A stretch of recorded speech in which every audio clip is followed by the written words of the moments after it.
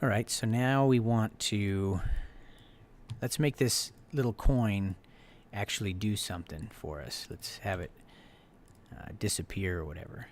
So I'm inside the levels and I've got this coin. I just deleted the outline. If you didn't catch how I did that, I basically double clicked the outline without clicking the middle. So I just select the outline, and I guess you don't have to double click it, just single click it. So here's this coin. We want to convert it to a symbol by hitting F8, coin. Put the center point in the middle. Now let's go inside this coin and make a new layer, 3 keyframes by hitting F6. Go to and play 2. And then in the second frame we want to say if this dot hit test, and now it's going to be concerned with what are you trying to check a hit test for. So I say parent parent because there's 2 levels to get out here and find player 1. So out in scene 1 there's something labeled player 1, and if you hit that, go to and play 4. So in the 4th frame here, let's make something happen. I'm going to make a shape tween.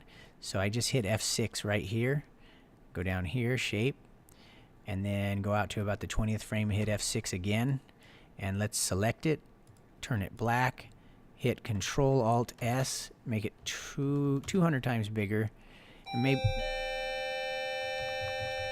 maybe make it move up. I use the arrow keys to make it move up, and while it's still selected, let's alpha 0. So what you'll see is it does that. And then when it gets to the end, let's hit F6 and hit Escape ST to write stop. So now when I hit it, oh, and it's not responding because the code is looking for something called player 1 right here. I'm going to hit Control C. I'm going to go out here, hit Control 2 to zoom out, click on player 1, and actually give it the name player 1. Now it should respond. Yeah, so it disappeared. And now let's zoom in and actually let's make a bunch of these. You got to make sure you're not inside this. You got to be outside the coin where you're looking at the blue container, and then you can hit Control and drag out a bunch of copies. So now our player can go by collecting them all. Looks like they disappear kind of fast, so I'm gonna put my cursor across both of these layers and hit F5 so it goes a little slower. Yeah, now you can actually enjoy seeing them disappear or whatever. I actually think I'm changing my mind about them going up. I just want them to be right where they are. And in fact, you could do something like this. Let me get rid of this. Let me grab the text tool, hit 1. That's gigantic. Let me change that to 10 or something, or even smaller. 1. It's so big I can't see it. There. 1. It looks like my text box is way out here.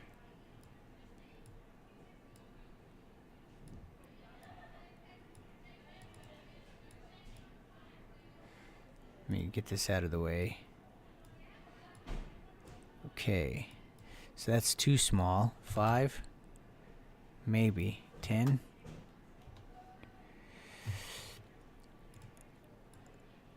We'll try that, but you'll notice this turns into a dotted line. That's because it can't morph from this shape to that shape. But if we right click on this and say break apart, now it's okay. So we're going to morph from that to that, and then it disappears. So let's see if that looks better. It's kind of spinning. It's alright, I guess. Might be better to do, I'm going to copy this, I'm going to click on this and delete and paste it, and then make it 25% smaller. So it's basically going to go like that. So that's not too bad. I also like the idea of it fading, so I'm going to select this, put 0, hit enter. So now they sort of fade out, but it's clear that I'm getting a +1 out of it. Not bad. Alright, so save that and I'll see you in the next video.